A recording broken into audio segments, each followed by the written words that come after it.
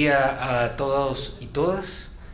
Muchas gracias por el tiempo que se han dado para compartir con nosotros no solo este tema importante sobre el arbitraje, sino también para celebrar estos 10 años que la Defensoría del Consumidor está cumpliendo en una tutela, en un esfuerzo incansable para facilitar, para promover que cada vez más tengamos bienes de buena calidad en el mercado. Muchas gracias a nuestra señora presidenta por las palabras de inicio, por el espacio que nos ha brindado, a los miembros del Consejo Consultivo que también nos visitan, a ustedes, público en general, estimados amigos, ¿verdad?, que nos regalan su presencia. Y pues quiero agradecer también particularmente a los licenciados Lucrecia Fuentes, Sergio García y Douglas Llanes, quienes nos han aportado importantes elementos para el desarrollo del arbitraje en su ejecución y también para alguna información que voy a compartir con ustedes en los siguientes minutos. Precisamente podemos ver en pantalla que el tema es el arbitraje de consumo y la experiencia en El Salvador, con un subtema de el reto de los 60 días, muy al estilo casi como si fuera una dieta. Y es que precisamente, como bien nos lo decía nuestra presidenta al inicio, la experiencia que El Salvador tiene en arbitraje aún es incipiente, aún es eso, es un reto, un camino que debemos completar, un escenario, un proceso que debemos proveerle a la ciudadanía para que se vuelva precisamente una vía, una opción real para que las personas puedan tutelar a través de este medio sus derechos, sus intereses y sus necesidades. Entonces, precisamente vamos a compartir algunas de las características que ahora mismo ya posee el proceso de arbitraje de consumo en El Salvador y precisamente cómo este se ha venido desarrollando. Podemos ver precisamente que la Defensoría del Consumidor tiene dentro de sus competencias el ser encargada principalmente de la aplicación de la Ley de Protección al Consumidor, aunque vale decir que hay algunos tribunales jurisdiccionales de avanzada que han podido aplicar de manera directa en sus procesos diferente normativa que aparece en la Ley de Protección al Consumidor, sobre todo lo que tiene que ver con sus derechos, ¿verdad? Desde el artículo 4 hasta el artículo 100 prácticamente, en donde vamos a encontrar desarrollo importante como el derecho al retracto, el derecho al desistimiento, temas como cláusulas abusivas han podido ser aplicadas por jurisdicción ordinaria, ¿verdad? Eso es un tema importante, que aunque la ley es administrativa esencialmente, pero también tiene un contenido civil, también tiene un contenido patrimonial importante. Entonces, en eso la ley le ha dado a la Defensoría del Consumidor ese carácter de aplicador directo, pero también ese carácter de ser la coordinadora del Sistema Nacional de Protección al Consumidor. Sistema que ahora mismo conglomera 35 instituciones, de las cuales ahora mismo tenemos algunos representantes en esta sala, y que nos han venido a facilitar también la aplicación de la Ley de Protección al Consumidor, y que en el futuro también serán aliados muy importantes para poder potenciar, para poder mejorar nuestra experiencia en tema de arbitraje.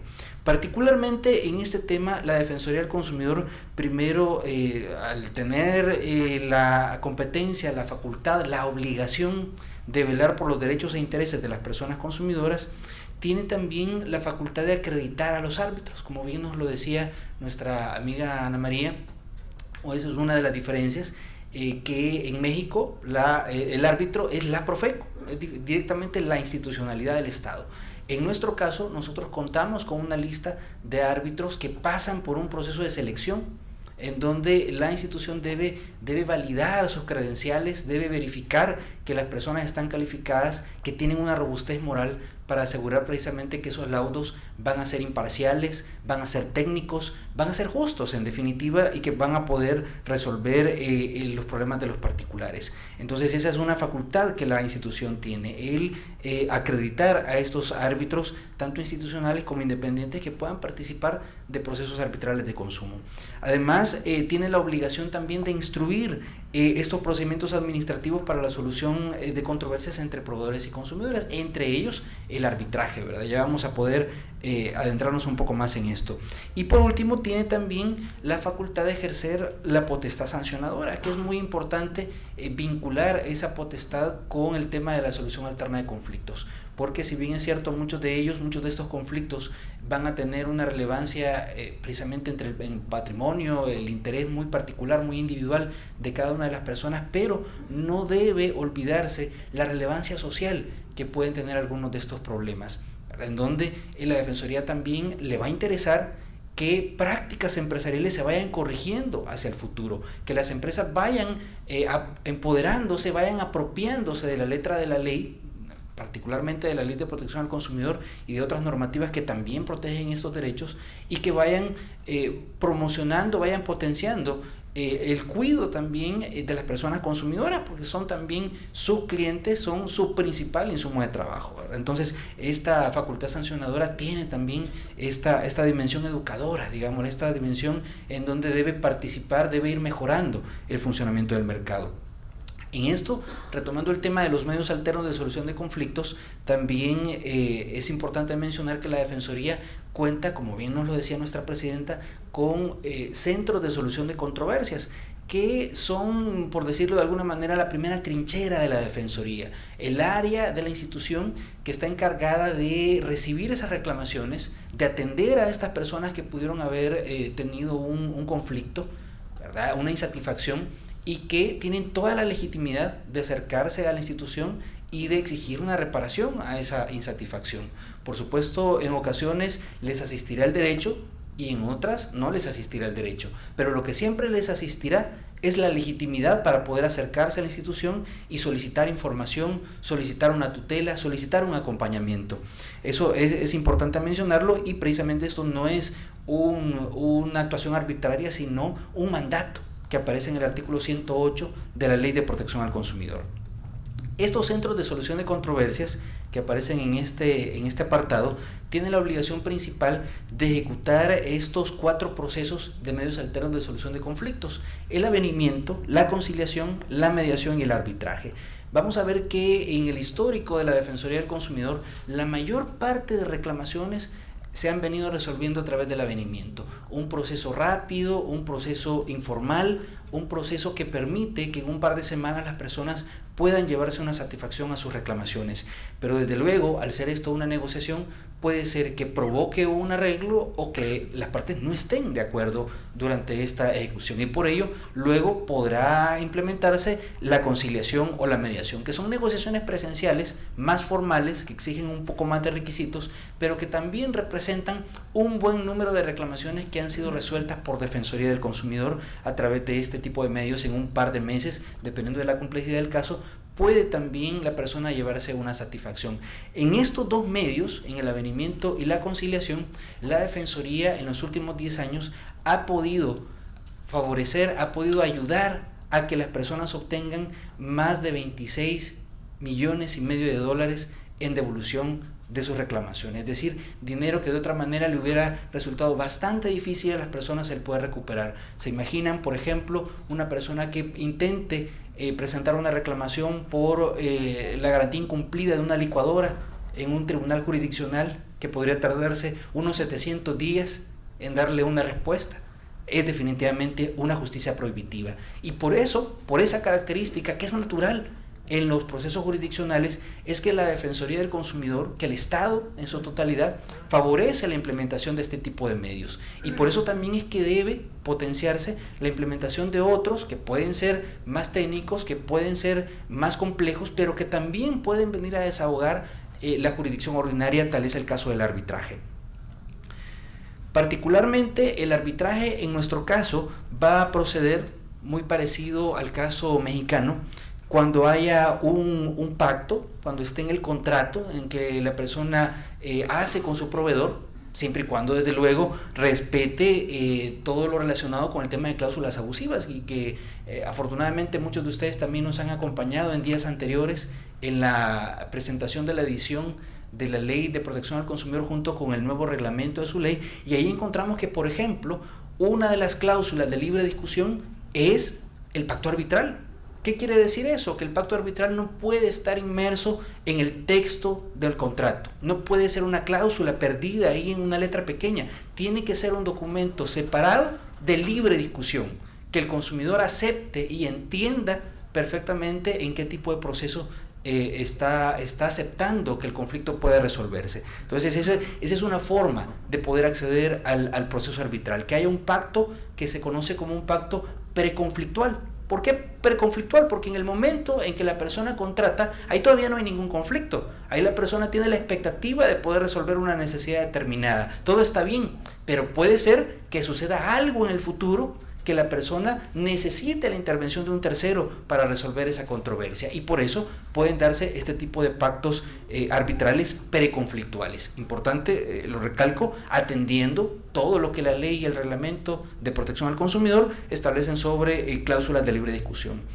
También puede ser que las partes ya con un conflicto lleguen a la defensoría y acuerden resolver su controversia a través del arbitraje dentro del proceso. Eso es lo que ya se conoce como un acuerdo postconflictual. ¿Por qué? Porque el conflicto ya existe ahí. Ahí ya hay una controversia, ya hay un problema que atender. Y ahí, en ese momento, las personas se ponen de acuerdo sobre los alcances, sobre la competencia, sobre las facultades que van a tener los árbitros que van a conocer su proceso. Ahora es importante tener en cuenta que esencialmente el arbitraje procederá cuando no se logre resolver el conflicto por medio de la conciliación o el avenimiento. ¿Por qué? Porque estos procesos son más flexibles, son más rápidos y permiten también ser más creativos.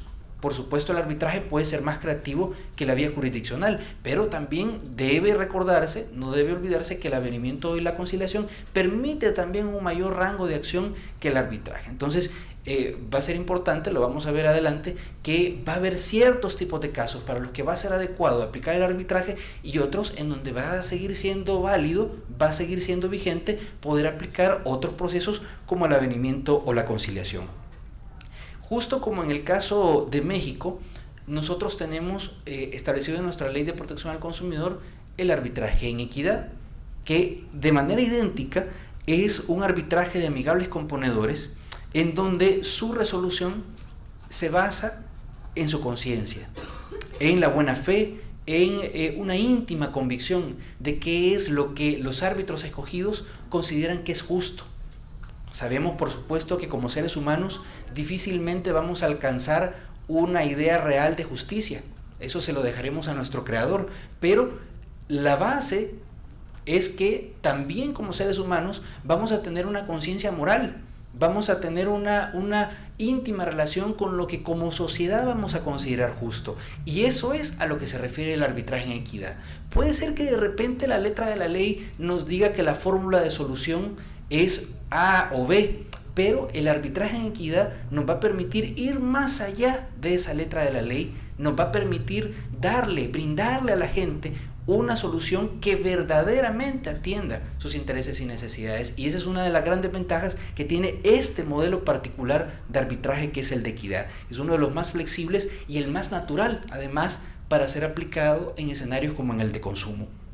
Junto con el arbitraje en equidad tenemos también el arbitraje técnico y el arbitraje en derecho. El arbitraje en derecho, ya se imaginarán ustedes, es aquel en el que los árbitros deben fallar, deben basar su laudo, deben basar su decisión en la normativa, en la ley, en tratados, en jurisprudencia, en doctrina legal. Es muy parecido a un juicio. El árbitro va a estar atado ahí por la ley y van a ser estos los parámetros que tendrá que tomar en cuenta para emitir su laudo. También vamos a tener un tipo de arbitraje muy especial que en nuestra ley de protección al consumidor fue denominado como arbitraje técnico. En el caso de México, nuestra amiga nos comentaba que, por ejemplo, durante el proceso arbitral se pueden llamar peritos, un especialista de una rama científica muy particular, un ingeniero, un mecánico, una persona con pericia informática, por ejemplo, que va a llegar a determinar cuáles son las razones técnicas, científicas, que fundamentan una controversia y cuál podría ser la solución a ese conflicto. En nuestro caso, puede ser que uno de estos peritos no solo sea un asistente del arbitraje, no solo sea un insumo para que el árbitro falle, sino que puede ser directamente el que emita el laudo, directamente el que emita una decisión. Y eso también puede venir a favorecer, ya que también puede disminuir el tiempo, puede disminuir los intermediarios que puedan participar de este proceso de arbitraje.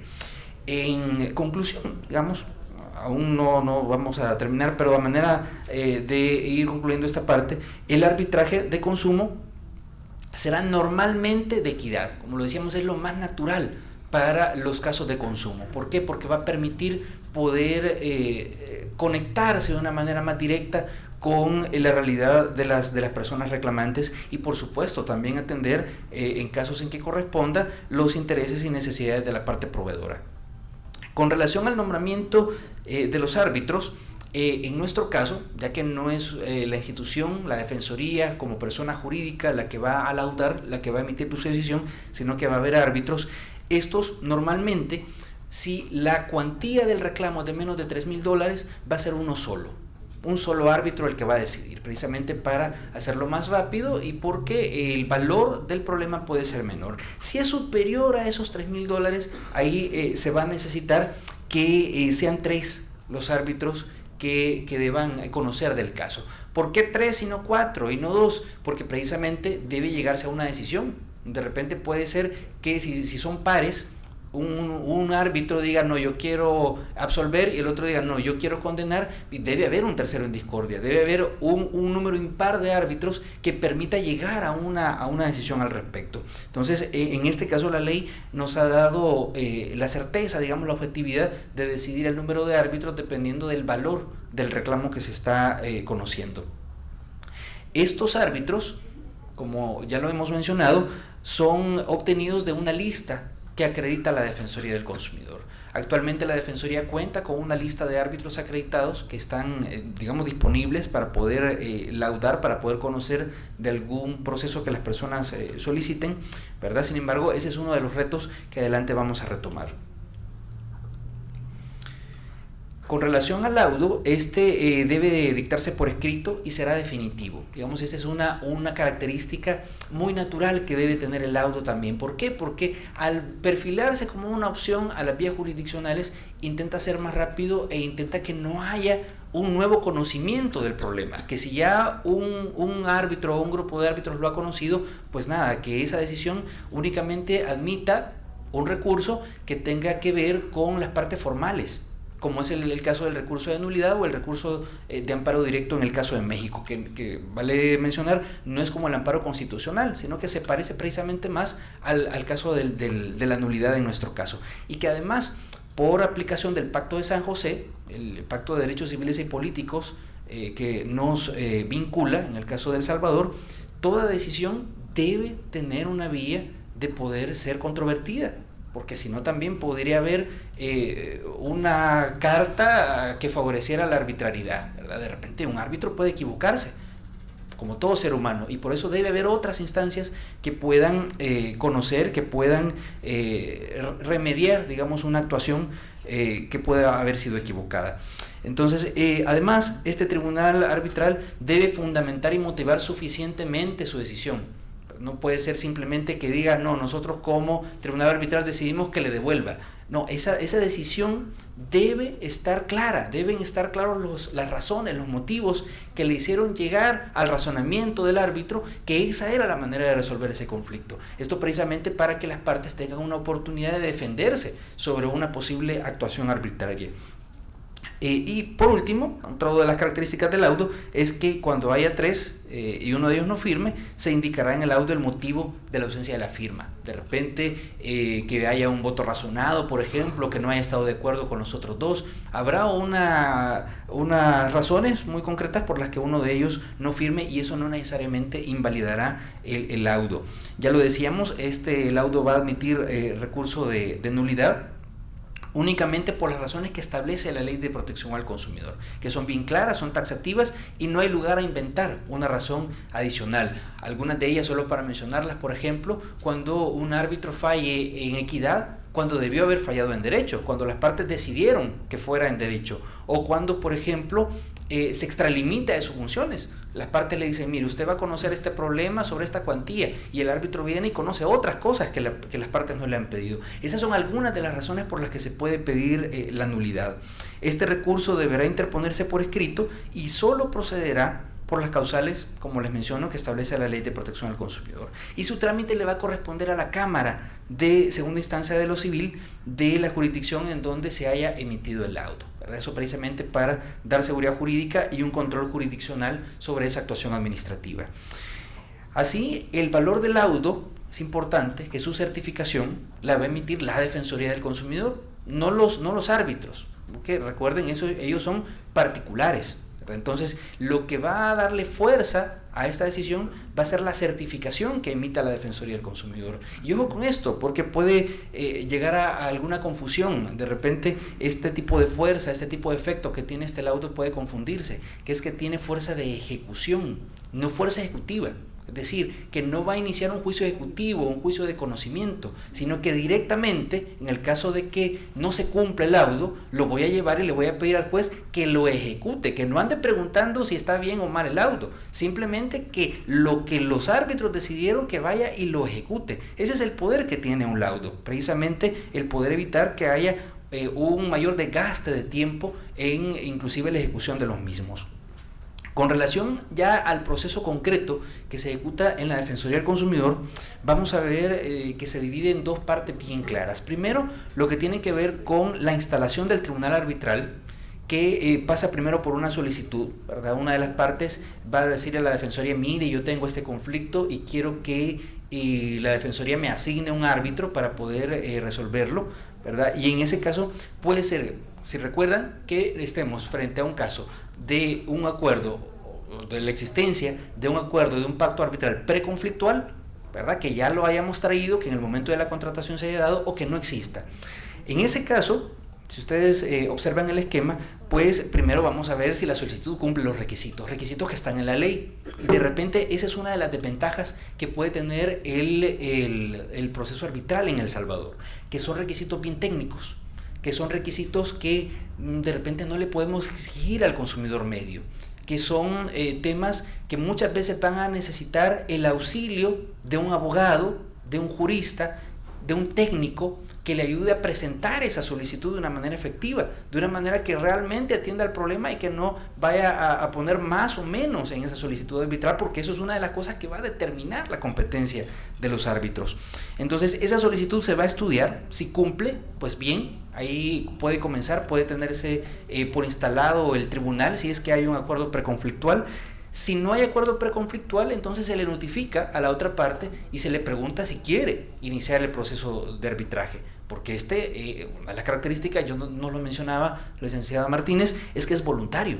Depende de que la otra parte, imagínense, normalmente el proveedor acepte no solo el arbitraje, sino el tipo de arbitraje y las condiciones en las que éste se está planteando.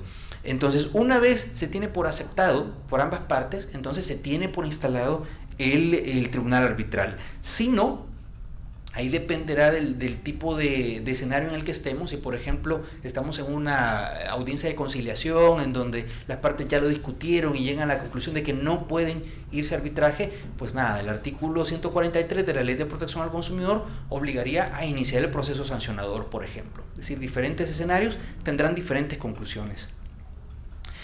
Y ahí es donde comienza precisamente el reto de los 60 días. Ahí es donde Defensoría del Consumidor debe poner un énfasis, debe poner un esfuerzo, debe poner una estructura adecuada para que desde la instalación del tribunal arbitral no pasen más de 60 días, en el caso del arbitraje común,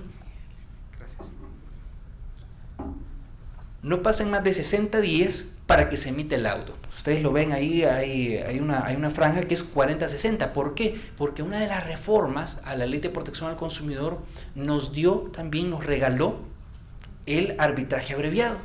Un arbitraje que puede utilizarse en casos de menor cuantía, un arbitraje que pretende ser más rápido también cuando las partes pueden acceder a este tipo de casos. Entonces, ahí es donde, repito, Defensoría del Consumidor, con los árbitros que tenga acreditados o con el modelo que podamos desarrollar, debe ponerse en cintura. Debemos asegurarle al público que vamos a poder brindarle ese proceso de arbitraje en menos de 60 días en caso del arbitraje normal o en menos de 40 en caso del arbitraje abreviado. Y como ustedes pueden ir notando ya en cada una de las cajas, el proceso de arbitraje es un juicio en pequeño y ya eso nos plantea una de las primeras dificultades.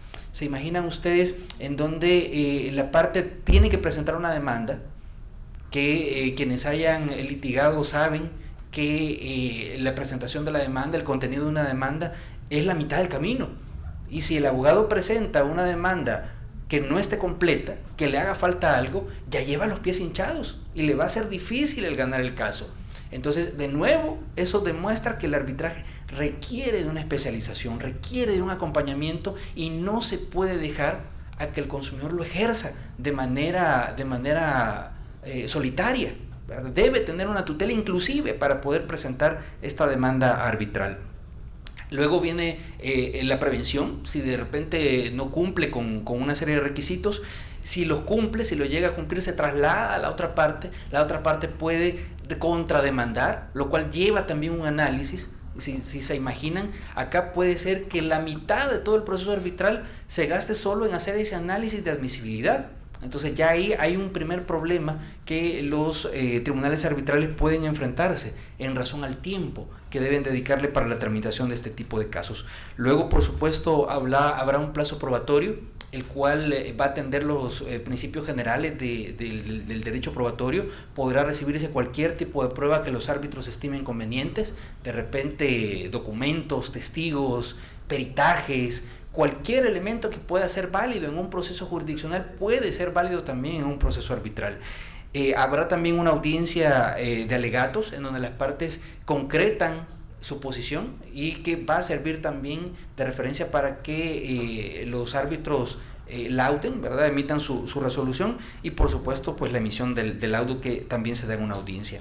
Entonces de esto puede suceder que las partes cumplan, tienen 15 días para hacerlo de manera voluntaria, que presenten un recurso, ¿cuál? El de nulidad, nada más, ¿verdad? Como ya lo hemos dicho, o que haya un incumplimiento. Y si hay un incumplimiento, pues también ya lo hemos comentado, ¿qué pasará? Pues que inicia un proceso de ejecución. Ojo, no uno de ejecutivo, sino de ejecución. Es decir, que de una sola vez se pedirá a las instancias jurisdiccionales que apliquen, que implementen las decisiones que el árbitro ha tomado. La Defensoría del Consumidor en este tiempo ha tramitado muy pocos casos de arbitraje, en parte por problemas de conocimiento, digamos, de asunción de que existe el mecanismo, pero también de la dificultad que el mismo mecanismo plantea para la sociedad común y corriente. No es un proceso amigable, no lo ha sido. Y esa es una de las dificultades, uno de los retos que la Defensoría tiene, el volver que este proceso sea precisamente amigable, sea una vía que las personas puedan elegir y puedan ejecutar y pueda llevarlos a un feliz término. Entonces, al momento, Defensoría del Consumidor ha podido tramitar arbitrajes en materia de seguros, en materia de paquetes vacacionales y en materia de servicios financieros. Y afortunadamente esos arbitrajes que se han ejecutado han podido cumplir con ese plazo de 60 días, lo cual ha sido una carrera contra el reloj para poderlo cumplir, y se han tenido diferentes resultados. Han habido laudos condenatorios, ha habido también absolutorios, ¿verdad? Porque en algunos casos, ya lo hemos dicho, el derecho va a asistir en algunos y en otros no, y eso va a ser importante si el arbitraje precisamente es en derecho. Ha habido sobreseimientos también, es decir que el árbitro dice, no, mire, dependiendo de las condiciones que me plantearon en la solicitud arbitral, la demanda me está pidiendo otras cosas que no son las que me plantearon en la solicitud. Entonces se emite un sobreseimiento. Y también ha habido acuerdos extraprocesales, es decir que iniciado el proceso arbitral, las partes aún tienen la oportunidad de reunirse y decidir si esa era la vía o si hay otra manera de cómo resolver el conflicto, justo como en el caso que nos planteaba la licenciada Martínez. Igual puede haber transacción mientras no se haya emitido y notificado el laudo. Inclusive uno de los laudos emitidos por un tribunal arbitral de la Defensoría del Consumidor fue impugnado en vía de nulidad, es decir que ya hubo un conocimiento jurisdiccional de una actividad administrativa, y afortunadamente en ese caso en que se presentó la nulidad, la Cámara confirmó el laudo, lo que demuestra también que se ejecutó un buen proceso y que los árbitros se ciñeron a un estricto cumplimiento de sus facultades. Y finalmente, conclusiones y retos. Bueno, primero es importante para la ciudadanía que cualquier análisis que hagamos sobre el tema del arbitraje mantenga un modelo gratuito, que no represente un costo adicional para las personas, para que precisamente sea una vía asequible, una vía válida, una vía que llame a la persona a poderla ocupar. Y para ello va a ser necesario que nos ajustemos a las realidades presupuestarias que también deben tenerse en cuenta. Y esto precisamente para que no se plantee como un obstáculo a su promoción. También debe tenerse en cuenta que la implementación completa de este proceso puede coadyuvar a un buen número de personas que alcancen una verdadera satisfacción a sus intereses y necesidades. En otros espacios hemos compartido que, por ejemplo, Defensoría del Consumidor cierra más o menos unos 12.000 casos al año. De estos 12.000 casos, más o menos el 6% no logra un acuerdo en avenimiento o conciliación. Ese 6% es el que inicia un proceso sancionador. Ustedes dirán, no, un 6% es pequeño. Sí, pero es un 6% de 12.000. Lo que quiere decir que son cerca de 700 personas las que al año deben iniciar un proceso sancionador para buscar una reparación a su insatisfacción. Afortunadamente ahora, con la reforma de la Ley de Protección al Consumidor, el tribunal tiene también la facultad de ordenar una devolución, pero sigue siendo un proceso complejo para las personas, un proceso largo si lo comparamos con otro tipo de procesos de medios alternos. Entonces, porque para la Defensoría del Consumidor todas las personas son importantes, y aunque sea un 6%, nos debemos a esas personas y debemos buscar un mecanismo idóneo para su resolución, es que puede ser una oportunidad importante que se promocione, que se mejore el proceso de arbitraje que puede implementarse. Un buen diseño del proceso permitiría una verdadera opción a las vías judiciales y administrativas en razón del tiempo de tramitación, de la complejidad para la participación y de la seguridad jurídica que puedan obtenerse de estos resultados. Y por último, debe tenerse también en cuenta que el perfil del caso que pueda ser candidato a un proceso arbitral también debe tenerse mucho cuidado con él, porque si de repente nosotros enviamos un caso de cuantías pequeñas o un caso que puede resolverse en avenimiento, que puede con la voluntad de los proveedores también, que es muy importante, el resolverse en medios más rápidos, en medios más fáciles, más informales, más amigables para las personas, hay que ocuparlos, ¿verdad? No tenemos por qué irnos a un proceso más complejo. No tenemos por qué buscar más allá si la solución también puede ser fácil. Habrá casos en donde podremos ocupar el arbitraje, donde esa va a ser la vía idónea, y otros donde no. Y eso es importante que nosotros lo tengamos claro. Eso es lo que yo traía para comentarles en esta mañana. Les reitero mi agradecimiento por la atención, por su visita, ¿verdad? Por compartir con nosotros estos 10 años de la Defensoría del Consumidor, en donde hemos procurado trabajar para ustedes y en donde hay una institución que está para servirles y que está dispuesta a que nos pongan a prueba, para que verifiquen que el sistema también funciona y también puede ayudarle a resolver sus conflictos, sus intereses y sus necesidades. Muchas gracias.